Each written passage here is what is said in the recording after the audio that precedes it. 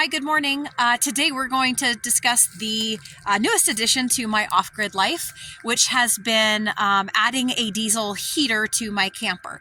So I've got lots of different heat sources that I use, and my camper is, it's a big camper for one person. It's a 40-foot travel trailer, but it's really designed to be used like either plug it in and have my onboard electric heat, or use the propane that goes underneath. The problem with the propane is that it's extremely expensive. I can go through a 60-pound propane tank in like 3 days if I run it and if it's cold.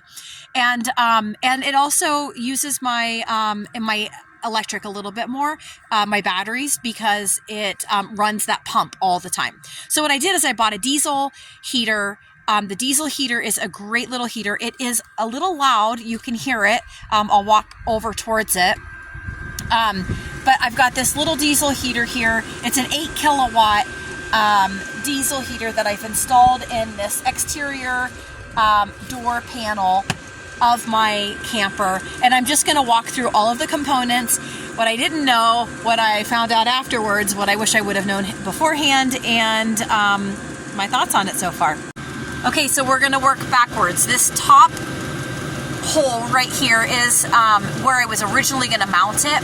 And so then I actually just ended up covering it up. It was a little too tall for me to mount it there, mount my tubing here going to my camper. So I went ahead and covered this. I'm gonna have to just replace it. But right now this cable right here is where my onboard device switches, so that I can get the information and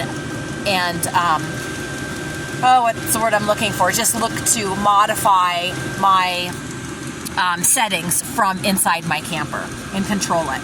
So secondly, I've got a hole that I cut in the wall here. I did put this, the metal tape on it. I don't think that you need it, but it was just really nice because I don't have any air gaps now.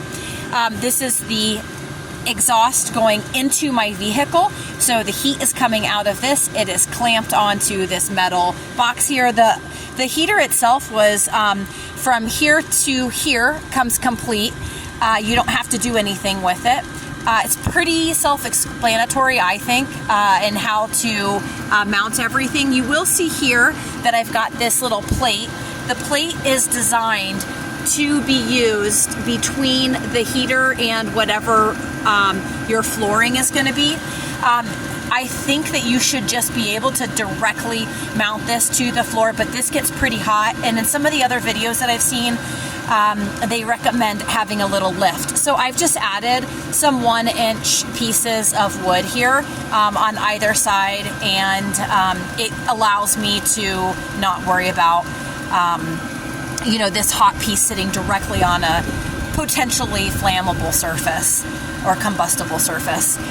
You can see right down here, I've drilled a hole in the floor of my camper, and then there's 2 posts that come out of there. The 2 posts are my exhaust, and then this black line right here actually is my intake. Now, my camper is stationary, so this intake is facing forward. This is the front of my camper, but it faces forward, and so I'm not worried about that. If I needed to move it for travel, I could just simply lift it up off of this lip that it's sitting on and move it inside if I needed to.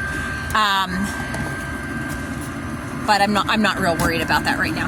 The exhaust comes down this way, and then you can see where I've got my little muffler. There is a little nipple down here, like an indentation on the muffler. That needs to face down, unlike in our vehicles where our muffler maybe faces parallel to the ground. This is going to fit perpendicular, because that's actually open and condensation can drip out of that, and we would want that to happen instead of it getting trapped like in the hose here. So this needs to be the lowest point, and it needs to be facing down. So the electrical wires come off of here. I didn't drill holes yet for them. because I'm not 100% sure how I wanted to run them. But the line going to the module that you can hand hold is actually pretty long. That's nice. But going from this to the battery, which I've got right here, that was not long at all. In fact, I had to add, you can see here that I've had to add extensions on that, on the hot and the negative, because it just wasn't long enough. And then I had to reconfigure my batteries and move a battery this way so that I could reach it. And then this really long wire right here, this goes to the fuel pump. The fuel pump should be set at a 30-degree angle, where the fuel going into the unit is actually higher than it coming in from my tank. So I've got this at about 30 degrees, and that just keeps my air bubble down here instead of inside of my inside of the fuel tank, or the fuel injector right here. So it just kind of keeps my air outside of it, going inside of it. This also just snaps together. There is no directional lines on any of this when you buy it.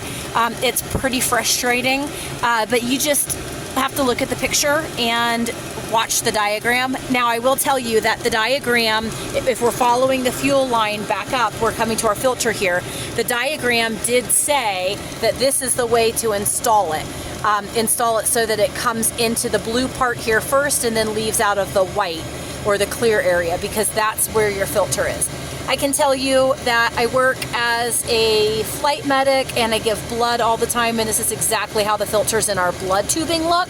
So it makes sense to me. However, I was watching a video and another gentleman was saying that it actually goes the other way. So I can't understand how that's possible, but I'll have to do a little bit more research. But this is the way that the picture looks, and it just logically makes sense to me based on you know, what I do at work. So I just have this sitting here just to kind of keep it upright, and then I've got my tube, and then I actually drilled through my camper. My tube comes up, this is the fuel line, and then it goes into this little barb, this little nipple here that I had to drill into the bottom of my tank. So this is another one of the frustrating things with this fuel, with this diesel fuel heater, is it doesn't tell you that you're going to have to drill into this. So having never done this before, I had absolutely no clue what I was doing. And so I watched another video where a gentleman fed a wire, drilled his hole, fed a wire up through here, attached it with tape, and then pulled it back through, pulled it out, and actually that's what I did as well, and it worked. Now the thing that I did not do is I did not leave like a little standpipe or a little piece of fuel line on top of that. I probably should have, but I didn't think about it, and there's no way of getting back in there now. So there are some washers on either side of the nut here and the plastic, and then I just have it clamped. I even heated that up before putting it on, and I could not get it to go all the way up. So this was a little tricky one for me. So I did add that little clamp there. And then this is a 15-liter fuel tank. I just drilled into the side of my camper there and put it directly on my camper. Now, if I were going to travel, I would not use this as I wouldn't use it as, I wouldn't have it full, that's for sure. I would siphon everything out. But overall, I think it's pretty exciting. I had some nice heat last night, and you know, I'm not at all disappointed in what I was able to accomplish here. So I hope this helps you. If you are installing one of your own and you'd like to leave a little note, that would be awesome. If I can be of any help, please let me know. All right, take care, guys. Thanks for your comments below. I appreciate it. I tried to get to all of them. So like my page, help me support the movement of people who are like me and going to live off grid and trying to figure it all out. All right, take care.